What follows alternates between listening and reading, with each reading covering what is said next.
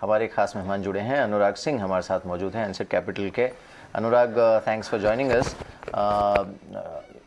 ये जो कंसर्न्स हैं ग्लोबल मार्केट्स को लेकर, every day obviously there seems to be a new choppy sentiment US markets में भी। आज अगर हम इंडियन मार्केट्स को देखें तो रुझान ठीक है, Singapore Nifty is indicating a positive change, but the larger issue is कि ये जो इंटरेस्ट रेट्स, अर्निंग्स और जियोपॉलिटिकल टेंशन, इसका ओवरहैंग ग्लोबल मार्केट्स पर आप कब तक हावी रहता देख रहे हैं? मेरा नमस्कार आपको और सुनने वालों को मेरा नमस्कार। देखिए, जियोपॉलिटिकल पे आते हैं, बट आई थिंक दो ट्रेंड देखने को मिल रहे हैं जरूर यहाँ पे मार्केट्स में। और अभी आज फेसबुक के रिजल्ट्स आए और कल फेसबुक के रिजल्ट्स आए, आज अमेजोन के रिजल्ट्स आए, और आई थिंक काफी टाइम से मार्केट ये ऑब्जर्व कर रहा है। देखिए, एक तो ये है कि जो trend interest rate taper tantrum उसको कह लें, फेड की मीटिंग के बाद से शुरू हुआ कि रेट्स अल्टीमेटली बढ़ेंगे, फ्री मनी ओवर हो गया है और फेड लिक्विडिटी भी पुल करेगा। तो एक उसका ट्रेंड तो नेचुरली ये है कि देखिए, सडन में पैनिक मार्केट में कोई बचाना नहीं चाहता है, लेकिन एक ये इंडिकेशन जरूर है कि स्मार्ट मनी मार्केट से निकलने की कोशिश करता है पहले, और पैसिव मनी तो देखिए जो चल रहा है वो चलता रहेगा। तो एक ग्रेजुअल डाउन ट्रेंड जरूर है। मैं आपको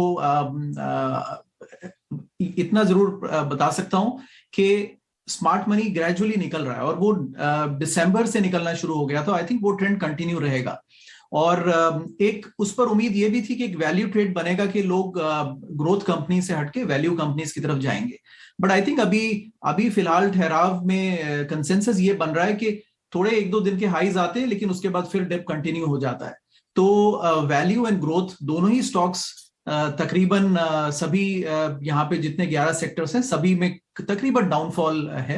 एनर्जी को छोड़ के किसी ने 2022 में पॉजिटिव रिटर्न्स दिया नहीं है। तो देखिए, ये ट्रेंड कंटिन्यू रहेगा। बीच में कई बार कोई अच्छी खबर आती है तो कुछ स्टेबिलिटी आती है, लेकिन इवेंचुअली हम डाउनवर्ड ट्रेंड की तरफ हैं। तो ये हमें एक्सेप्ट करना पड़ेगा, और आई थिंक ये जायज भी बनता है, क्योंकि अगर जो मल्टीपल्स पहले इजी मनी पॉलिसी में मार्केट ने दिए हुए थे, कंसेंसस लेवल पे वो मल्टीपल्स भी थोड़े ड्रॉप होने चाहिए। तो कुछ फॉल अभी जरूर है, मुझे लगता है इसमें ये अभी फॉल रुका नहीं है, तो ये चलेगा। आपने अर्निंग्स की बात करी। देखिए, अर्निंग्स में दो टाइप के हमारे बकेट्स बन रहे हैं यहाँ पर। एक ये है कि अब बहुत सारी कंपनीज ऐसी थी मेहर जो प्राइस टू परफेक्शन थी। अब अगर आप प्राइस टू परफेक्शन है तो आपके रिजल्ट्स भी परफेक्ट होने चाहिए, और परफेक्ट में अगर थोड़ी भी कसर होती है ना तो गिर जाता है। मैं दो उदाहरण देता हूं आपको। एक है पेपैल का। एक दो दिन पहले इसके रिजल्ट्स आए। पेपैल ये कह रहा है कि अब PayPal at peak valuation JP Morgan को छोड़ के सारे बैंक से ज्यादा वैल्यूएशन था इसका, पेपैल का। अभी ये करीब 150 बिलियन पे आ गया है, 25 का मल्टीपल है इसका। एक दिन में 35 के मल्टीपल से 25 मल्टीपल पे आएगी।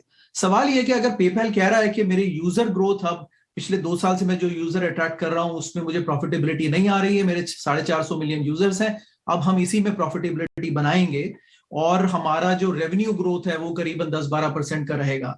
तो मार्केट ये सवाल कर रहा है कि अगर अमेरिकन एक्सप्रेस और वीजा से आपका कम रेवेन्यू ग्रोथ होने वाला है तो फिर हम आपको 45 और 50 के मल्टीपल क्यों देके बैठे हैं।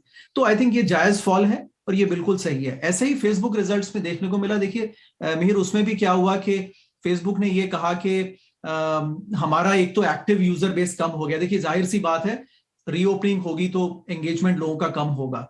दूसरे हेडविंड्स उसको दूसरी ऐप से भी आ रहे हैं, टिकटॉक वगैरह से आ रहे हैं। तीसरा उसने ये कहा कि मेरा जो रेवेन्यू ग्रोथ है वो करीबन सिंगल डिजिट रह सकता है अगले इस क्वार्टर में, जनवरी क्वार्टर में, जन फेब मार्च में। तो देखिए अगर वही 10-12% की ग्रोथ है तो फिर इन्हीं को मल्टीपल्स इतने देने की क्या जरूरत है। तो आई थिंक ये एक कंसेंसस लोगों में आ रहा है, जो हमने पहले पेंडेमिक टाइम पे ये सवाल नहीं पूछे इजी मनी में, कि जो बेसिक सवाल होते हैं हमारे कि कितना वैल्यूएशन होना चाहिए, कितना मल्टीपल्स होना चाहिए। तो हाई लेवल पे मेरे ये टेक है कि वही हमने देखा कि माइक्रोसॉफ्ट, गूगल, एप्पल, इनके रिजल्ट्स पे उतना ज्यादा फॉल नहीं हुआ, थोड़ा डाउन है लेकिन फिर भी ये टिके हुए हैं। तो मार्केट जो जायज सवाल है वो पूछ रहा है, और आई थिंक कंपनीज को अब अर्निंग्स पे ही मल्टीपल्स मिलेंगे और अर्निंग्स पे ही जो सवाल है वो लोग पूछेंगे। इंटरेस्टिंग। खैर इसी तरह के कुछ